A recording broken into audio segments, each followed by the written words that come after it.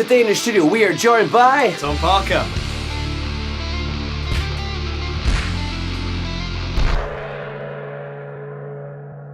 Hi guys, and welcome back to the Voice of Scotland sessions here at Reinforcement HQ. Today, yes, we are joined with Tom Parker. Nice to see you, man. Amazing to have you down finally.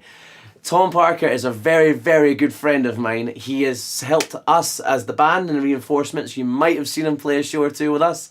And he is a very talented session drummer and musician in his own right. Tell us a wee bit about yourself, man. Been playing for about, over 10 years now, I think. Full-time member of Grace and Legend for about a year and a half now. Something like that. Played a couple of gigs for yourself, as you said. Supporting Beasto Blanco at Bannerman's. Great gig. Grace and Legend support at headline Bannerman's at Benjamin's Fest. Another great gig.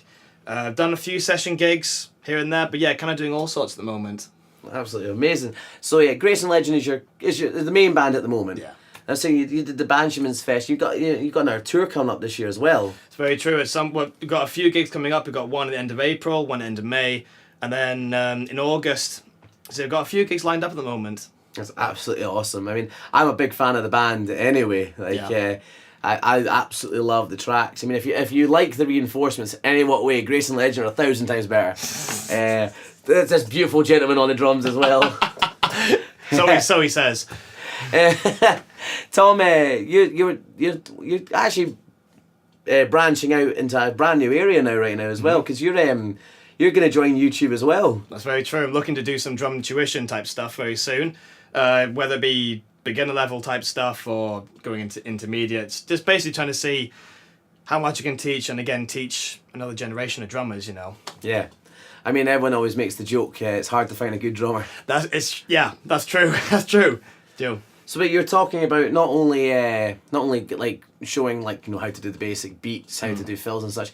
You're also going to do some drum covers as well, and show people how to play some of these songs as well, not just you playing the song. Well, that's the thing. That's how I learned, is from learning other songs and just playing along with my electric kit with the headphones on, so you can't annoy your neighbours. That's essentially how I learned, and again, it's a great way of teaching other people how to play other songs. And it's another chance just to learn to play other songs. It's great to just be able to play other people's songs and put your own twist in it sometimes as well. It's great fun. Well, I mean, we were having this conversation before we started filming for this for you today. We were talking about how people learn, and Tom and I both agree on the greatest line we'll ever say is, when someone tells you you've done something wrong, it's not that that they know better. It's they've made the same mistake. Very true. That is how people learn, is because you make that mistake and you learn from it. Yeah. So the fact that you're going to put your 10 years of knowledge into that and give people almost a speed boost through it is, it's so nice. It's nice to have people on the show that are helping to build this community we've got in Edinburgh. Yeah. I mean, I think live music, I've always been worried that it was getting to the end, but I feel it's got this new rebirth and a new feel to the entire scene. I think Edinburgh's always going to have a music scene in some way, because it's such a cultural city. It'd be impossible to completely kill the music scene. And again, with regards to how you learn music and stuff, because music's so subjective, there's no right or wrong way of doing it. If it's comfortable and it sounds good, it works for you. It's as simple as that. That's how I see it anyway, That's an amazing policy. Yeah. How can you look at it in any other way? That's beautiful. Yeah. So we'll move on to the next area that we ask everyone, because obviously it's a bit more of a technical show. If you're listening to this on radio or you're watching the video, a big thing that people have not been understanding or confused by with these videos is we talk about what the musician listens to on stage or in studio. And obviously what the confusion is, people don't realise that your monitor, the speaker that the artists listen to, is not the same as what you hear out in the audience. Because sometimes as a musician, you don't listen to everything. So that's why I asked the question, what do you listen to? Because it is a perspective thing. So as I said, as a drummer myself, I listen to the bass guitar and the rhythm guitar. I'm not bothered about the lead guitar because that's not to do with my timing. It can be handy for cues, but not what I personally listen to. There's other drummers that listen to a lot of that. There's other drummers that wouldn't ask for the rhythm guitar that I listen to. So that's why that I asked this question to a lot of people. So Tom, what do you listen to? I kind of have a happy mix in my, like, when I hear the music. It's kind of, it's a bit of everything, but mostly kind of a bit more of guitar, because I just like to have that, a bit more crunch in my ears and a bit more distortion, be able to hear the rhythm guitar parts. But I like being able to hear a happy mix, because I don't know, like if I feel like I can't hear something like the vocals or bass very well, it kind of throws me off in some way. I don't know why, it just happens. If I can hear a bit of everything but a bit more guitar, so I know exactly where I am in the parts, and the vocals obviously as well, I feel a bit more comfortable, because then again I know exactly where I am in the song, and I can thrash about a bit more. Well, we should point out Tom's band, as instrument-wise, is three-piece. It's bass guitar, electric guitar, drums, and then they've got their lovely front woman. So the idea of him listening to the guitar is, it's not like there's a rhythm guitarist and a lead guitarist. It is all there, but that means sometimes you use a wee bit of click as well, because you sometimes have an extra sample as well. So you've got both of those areas. So yeah, like that was a new skill I had to develop, was learning to play to a click live, which I've done in the studio plenty of times, but playing to a click live is quite a new thing for me, and I'm fine. I'm okay with it now, and it certainly helps. Like if you're playing with a certain song you're not very comfortable with, you have a click, it can definitely keep you on time with it. But yeah, we play to a click now, and it definitely helps. And again, like when you've got a 4-piece, every now and again, because you've got like, if you've got like 2 members and a bass player, you can hear like double the amount of guitar sometimes. If you've got one guitar player, sometimes you can't quite hear. So if you've got a click, you can at least keep yourself on time, and then everyone else can follow you, which helps a lot more, I think. As long as you're in time, everyone else can follow in. If the drummer's not in time, you're in big trouble, basically. yeah, I mean, but it's also an extra skill in itself. I mean, True. Playing a click, I mean, especially when you're younger, I mean, myself included, the idea of playing a click, especially in the studio, scared the living daylights out of me. And I'd be like, oh, well, the dynamic of the song. It's like, yeah, dynamics can exist, but the speed should be... Yeah.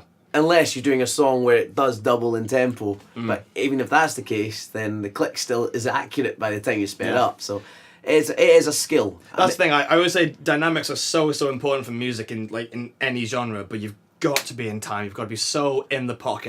I don't care what genre you're playing. If you're not in the pocket, it's not going to sound as good, and therefore the audience is not going to be quite as interested. If it's in the pocket and they're stamping their foot, you've made the gig. You know, doesn't matter what you do on top of that, because they'll be happy either way. So what influences would you say have made you who you are and what you do? Well, the first music I was kind of introduced to by my parents was it was a mishmash of like Queen, Jethro Tull, and I guess Rush and things like that. Queen was a big influence at the beginning. Like when I heard Tie Mother Down, I was like, oh my god, I have to learn these drums like now. And then as soon as I heard Metallica, I was gone.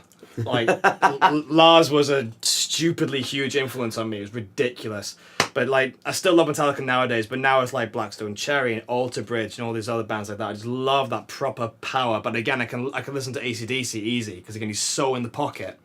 Love all that stuff. Well, I mean, big bands like Alter Bridge and all that, I mean, like their roots lie with AC/DC. Exactly. And old Sabbath and all these kind of things. That's true. Yeah. I mean, music, everyone says that line, music, it's just something being copied, but it's not just being copied. I mean, the best form of flattery is copying. So the idea that people, like other artists, have listened to these people and made their own version of it, I mean, to what we now listen to at our stage, I mean, that is in itself flattery. Yeah, like what's really cool is that it's kind of being copied, but it's being kind of reinvented at the same time. Yes. And when people realise where that music like Alter Bridge has come from, they go back and listen to the old bands, and it means the old bands aren't getting forgotten. Oh, like, never. If you think of Sabbath nowadays, stupid amounts of people are still huge fans of them. It's because of all these bands that I've been to see them. Exactly. It's because of all these bands have not quite copied them, but they've taken the influence, and people look back and they realise where they've come from and think, oh, actually, these guys are still really cool as well. It's like, it works. I mean, the classics will always be the classics. I mean, I feel sometimes it's more like they'll underview newer acts, because it's like it's been done before. Yeah. But yeah, as you say, it's been done before, but it's a new spin on it.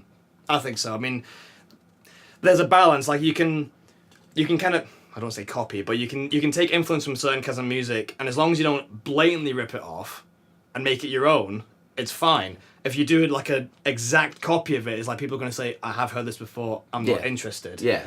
But if you take the influences and you make it your own and make it unique, that's what makes it sell. Yeah, I think. completely.